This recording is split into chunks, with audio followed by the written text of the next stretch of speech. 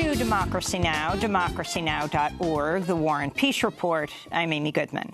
As President Trump signed the $4.6 billion border bill approved by Congress last week, a delegation led by the Congressional Hispanic Caucus visited 2 immigrant prisons Monday amidst growing outrage at reports of inhumane conditions due to Trump's border policies. Texas Congressmember Joaquin Castro described the conditions at an adult facility as being akin to a prison where women were held in cells without access to running water and proper medical care. Some had been held for over 50 days. Others reported they had no information on the whereabouts of their separated children. The congressional delegation also visited the Clint Border Patrol station that has come under fire after recent reports of overcrowding and inhumane conditions for the children being locked up there. Congressmember Alexandria Ocasio-Cortez tweeted after yesterday's visits, "It's not just the kids, it's everyone. People drinking out of toilets, officers laughing in front of members of Congress. I brought it up to the superiors. They said officers are under stress and act out sometimes." Ocasio-Cortez tweeted, "No accountability." Congress members held a press conference outside the children's prison in Clint amidst boos and racist jeers from protesters. This is Massachusetts Congressmember Ayanna Pressley. Keep yelling.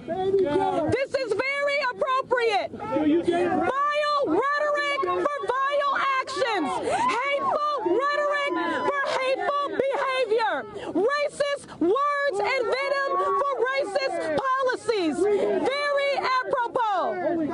This is bigger than a funding debate or about any speeches that we give here on the floor of the House of Representatives.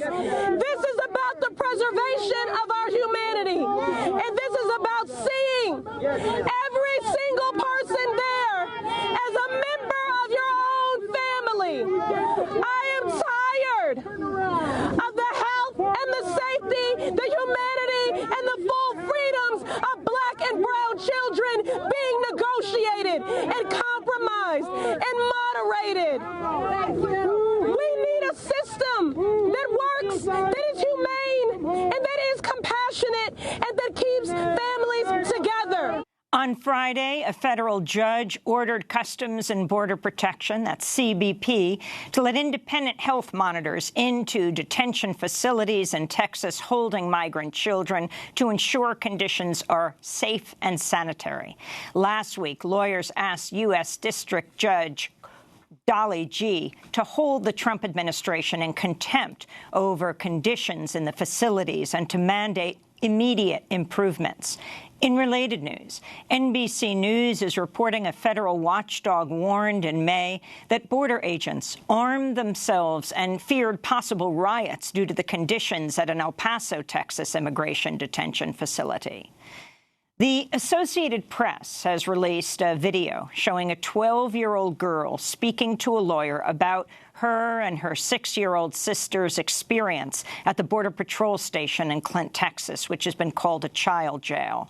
The 2 young girls were taken to the jail after being separated from their aunt when they arrived in the U.S. in May.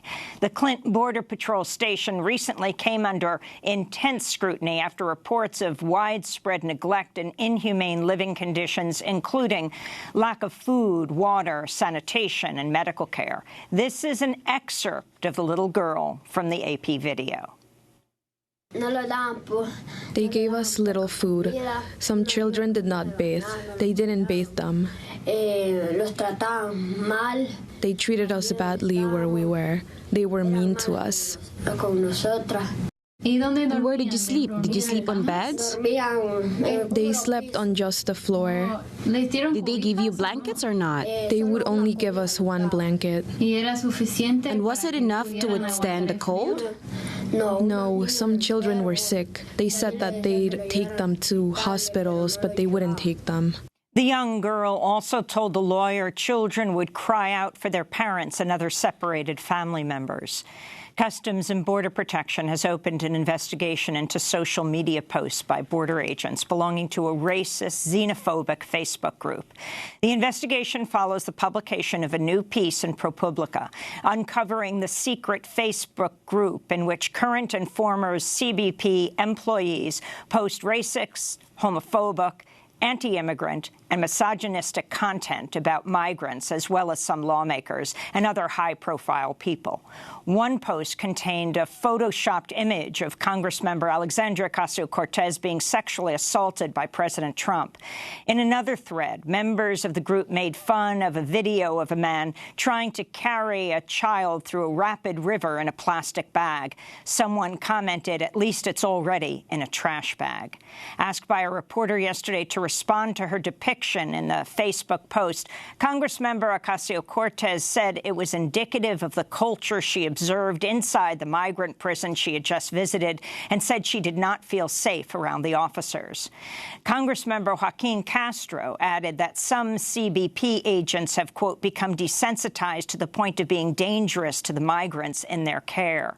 Posts were also uncovered that mocked the Salvadoran father and 23-month-old young daughter who drowned last month while attempting to cross the Rio Grande to get to the U.S. border.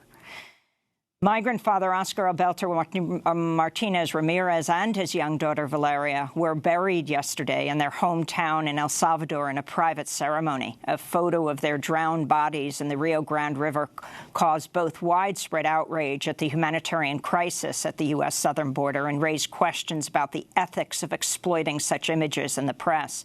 Journalists were not permitted to attend the funeral. El Salvador's president, Nayib Bukele, said Sunday that their tragic deaths were caused by flawed immigration policies and unsustainable situations in all the countries implicated, the U.S., Mexico, and El Salvador.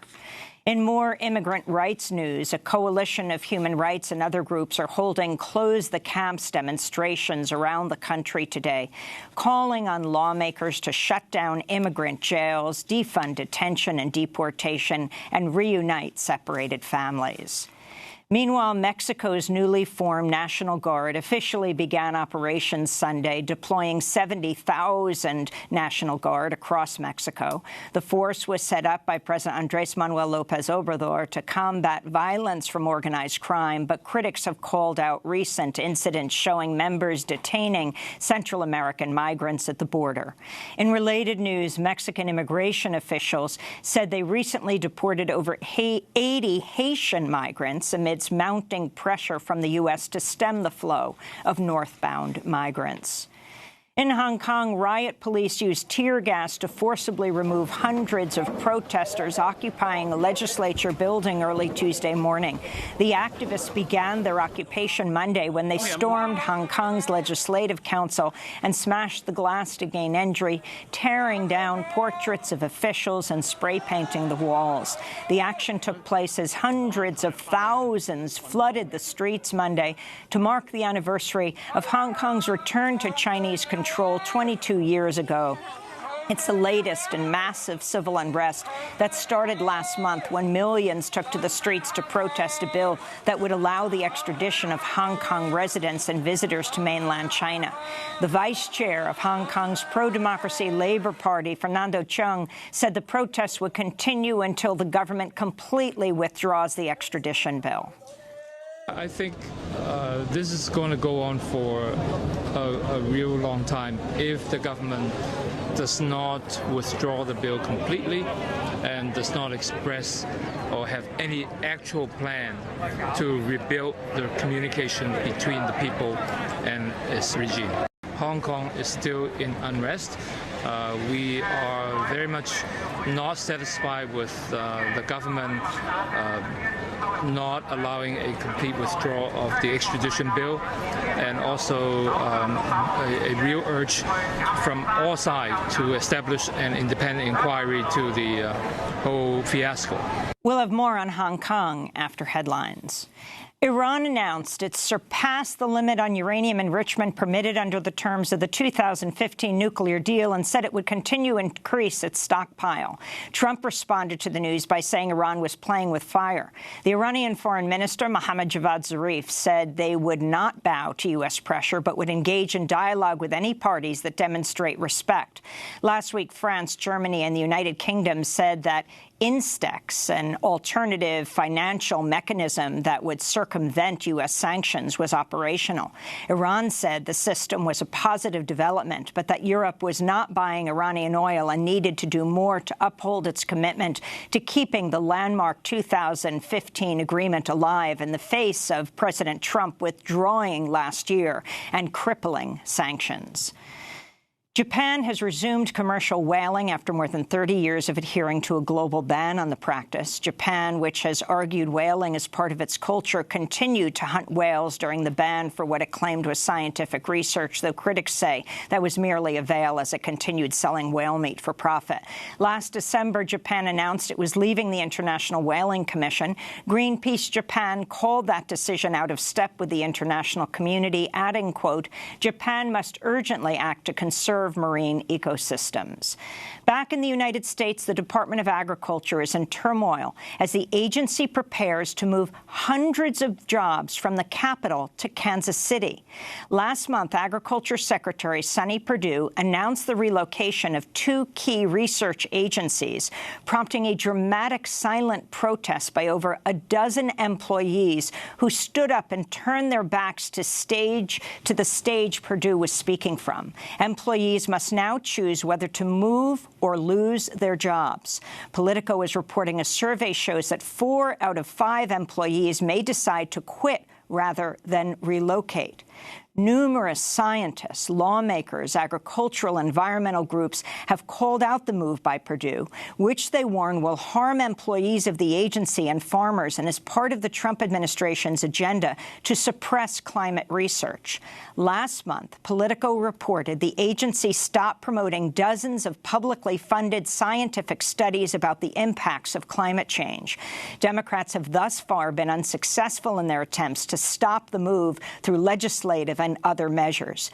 Many of those who are being forced to move are economists and scientists responsible for some of the cutting-edge climate change research in this country. And President Trump has requested a military spectacle, including tanks and fighter jets, for the upcoming 4th of July parade and his address to the nation. Officials have raised concerns about the ballooning cost of the event, as well as the potential for physical damage to the mall due to the massive military hardware. A planned military parade for last year, proposed by President Trump, was scuttled after it was revealed it would cost up to $92 million, including $50 million in Pentagon costs. On Monday, the D.C. Council expressed its opposition to having tanks drive down Washington, D.C. streets, tweeting, "We have said it before and we'll say it again. Tanks, but no tanks." And those are some of the headlines. This is Democracy Now!, democracynow.org, The War and Peace Report. I'm Amy Goodman. And I'm Juan Gonzalez. Welcome to all of our listeners and viewers across the country and around the world.